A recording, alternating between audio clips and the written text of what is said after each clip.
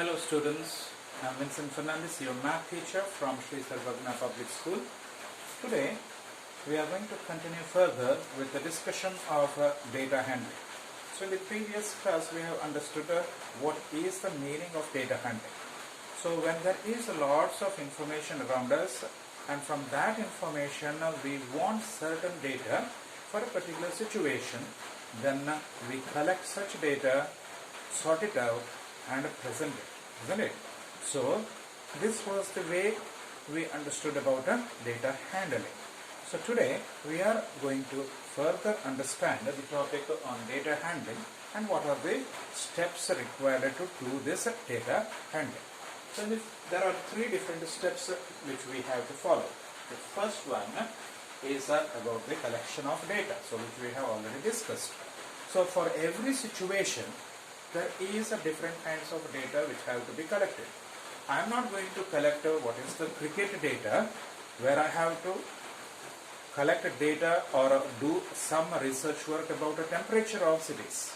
So in order to understand the temperature of cities on a particular day, I have to take the maximum and minimum temperatures of different cities.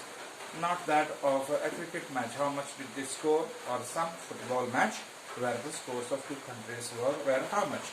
So these are irrelevant or not suitable information. But the suitable information would be the data which is a maximum temperature and minimum temperature of different cities for a particular day. And if I want more information about this, what a large data or large amount of information can be collected over for a year, and from this data we can infer what will be the kind of temperature will persist for the future. So we can compare the last year's temperatures with this year's temperatures, and we can predict the next year's temperature. So we make use this for weather forecasting as well. So data handling can be used in this way to interpret certain things, right? To understand, first we have to collect the data, and that also which is relevant or which is suitable. So for every situation there will be a different set of data. So large amounts of data will be collected, and from there some data will be put in or taken. So not all data. So this is about the collection of data, the first step. The second step is about organizing this data. So what will be the way in which I will organize this data? For example, let us consider a teacher wants to know the performance of 5 students. Okay, so if she places this data in the same manner, so person A got a 25, person B has got a 23, person C has got a 38, like this. So they will not be in the proper order, isn't it? So this is about a person and a marks, person, marks, person, marks. So when it is only 5 to 6 members, it will be easy for us to interpret. But when it is more than 30, 40, then it will be difficult if you keep it in this order. Person, marks, person, marks, person, marks. No. So this will be quite difficult to estimate, quite difficult to understand as well. Who is better, who needs more help, who is on an average basis, who is a better placed, and so on. So in order to get a proper information about this, another method can be used. That is taking the student's name in one column and putting the marks in the second column. So we can definitely make a better understanding about the person and the marks. So we can compare the marks and we can see which is the highest, which is the lowest, which is the centered one. So this is one of the methods.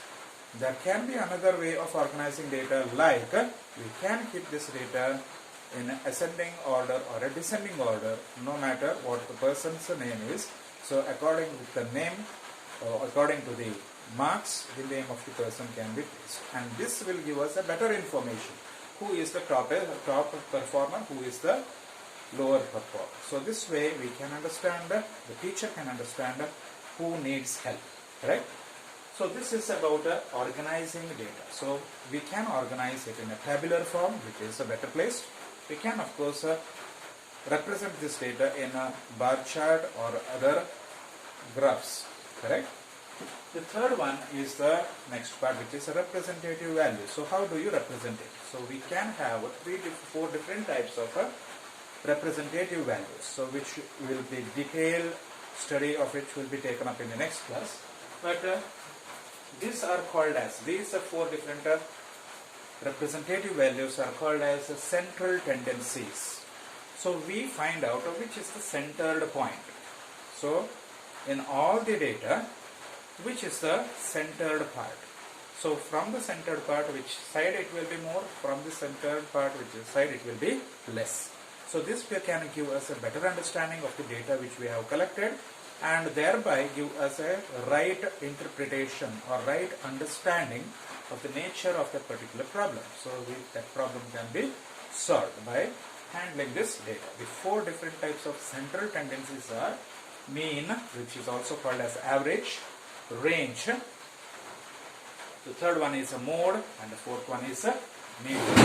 So we will find about these in the next class. Thank you, students. Have a nice day. Bye bye.